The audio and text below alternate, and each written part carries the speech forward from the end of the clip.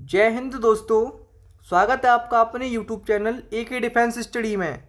तो दोस्तों आज मैं आपके लिए लेकर आया हूँ SSC GD के लिए GK GS के बहुत ही इम्पोर्टेंट क्वेश्चंस। ये क्वेश्चंस पिछली परीक्षाओं में कई बार पूछे जा चुके हैं। तो चलिए दोस्तों आज की क्लास स्टार्ट करते हैं। आज की क्लास का फर्स्ट क्वेश्चन है, इतिहास के आरंभिक काल को निम्नलिखित में से क्या कहा जाता है। इतिहास के आरंभिक काल को निम्नलिखित में से क्या कहा जाता है। तो दोस्तों इसका करेक्ट आंसर होगा ऑप्शन ए, पुराण पाषाण काल। इतिहास के आरंभिक काल को पुराण पाषाण काल कहा जाता है। अगला प्रश्न देखिए, भीमबेटका गुफा किस राज्य में है।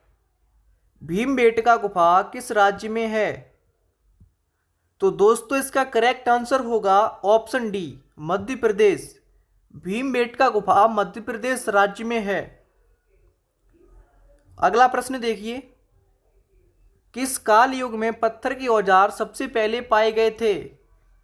किस काल युग में पत्थर के औजार सबसे पहले पाए गए थे। तो दोस्तों इसका करेक्ट आंसर होगा ऑप्शन बी, पुराण पाषाण काल। पुराण पाषाण काल में पत्थर के औजार सबसे पहले पाए गए थे। अगला प्रश्न देखिए,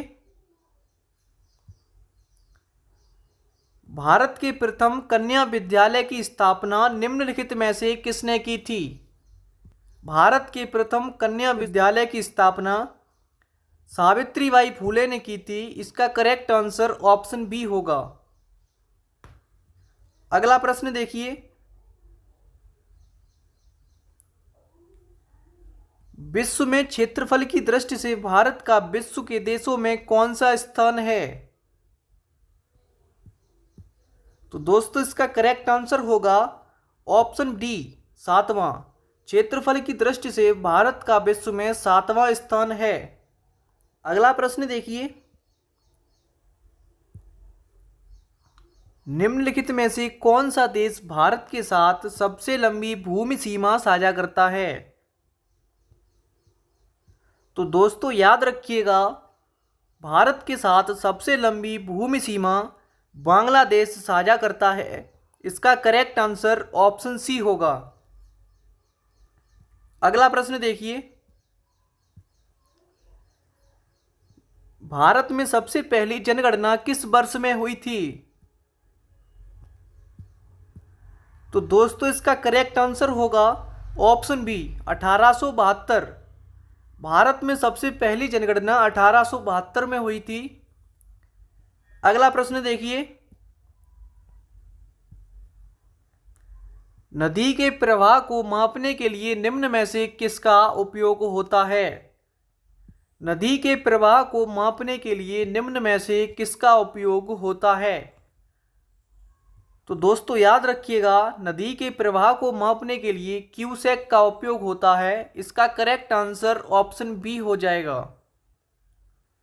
अगला प्रश्न देखिए, भारत का निम्नलिखित में से कौन सा राष्ट्रपति निर्विरोध निर्वाचित हुआ था।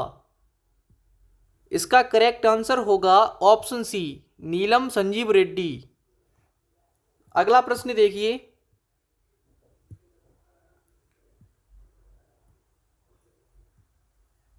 सियाचिन में तैनात होने वाली प्रथम महिला चिकित्सा अधिकारी कौन बनी है।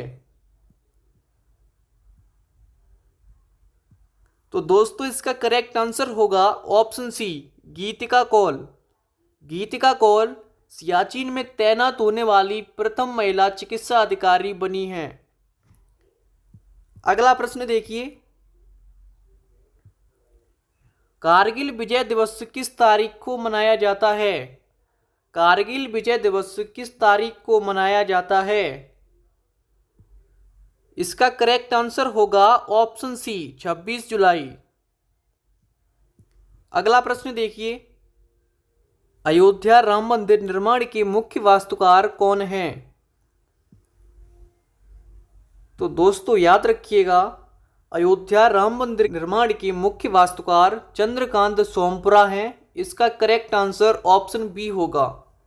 अगला प्रश्न देखिए, निम्नलिखित में से कौन बंगाल का अंतिम गवर्नर जनरल था। तो दोस्तों इसका करेक्ट आंसर होगा option A William Bentinck. William Bentinck Bengal का अंतिम गवर्नर जनरल था। अगला प्रश्न देखिए, भारतीय राष्ट्रीय कांग्रेस की पहली महिला अध्यक्ष कौन थी? तो दोस्तों याद रखिएगा, भारतीय राष्ट्रीय कांग्रेस की पहली महिला अध्यक्ष एनी बेसेंट थी। इसका करेक्ट आंसर ऑप्शन सी होगा। अगला प्रश्न देखिए, भारतीय संविधान की प्रस्तावना में किस प्रकार के न्याय की बात नहीं कही गई है? तो दोस्तों इसका करेक्ट आंसर है ऑप्शन ए लोकतांत्रिक। भारतीय संविधान की प्रस्तावना में लोकतांत्रिक के न्याय की बात नहीं कही गई है। भारत की निम्नलिखित में से किस देश के साथ खुली सीमा है? भारत की निम्नलिखित में से किस देश के साथ खुली सीमा है? तो इसका करेक्ट आंसर होगा ऑप्शन सी नेपाल। नेपाल के साथ भारत की खुली सीमा है। अगला प्रश्न देखिए, भारत में नियोजित आर्थिक विकास निम्नलिखित में से किस वर्ष में शुरू हुआ? तो दोस्तों याद रखिएगा, भारत में नियोजित आर्थिक विकास 1951 में शुरू हुआ था। अगला प्रश्न देखिए, बक्सर का युद्ध किस वर्ष लड़ा गया था? बक्सर का युद्ध किस वर्ष लड़ा गया था? तो दोस्तों इसका करेक्ट आंसर होगा ऑप्शन डी 1764। बक्सर का युद्ध 1764 में लड़ा गया था। अगला प्रश्न देखिए, थॉमस कप का संबंध किस खेल के साथ है? थॉमस कप का संबंध किस खेल के साथ है? तो दोस्तों याद रखिएगा, थॉमस कप का संबंध बैडमिंटन खेल के साथ है। इसका करेक्ट आंसर ऑप्शन डी होगा। अगला प्रश्न देखिए, समुद्र में डूबी वस्तु का पता लगाने के लिए किस यंत्र का प्रयोग किया जाता है? समुद्र में डूबी वस्तु का पता लगाने के लिए किस यंत्र का प्रयोग किया जाता है? तो दोस्तों याद रखिएगा, समुद्र में डूबी वस्तु का पता लगाने के लिए सोनार का प्रयोग किया जाता है। इसका करेक्ट आंसर ए होगा। तो दोस्तों आज के लिए इतना ही, मिलते हैं अगली वीडियो में। वीडियो पसंद आई तो वीडियो को लाइक करें, शेयर करें, और अगर आप चैनल पर पहली बार आए हो तो चैनल को सब्सक्राइब जरूर करें।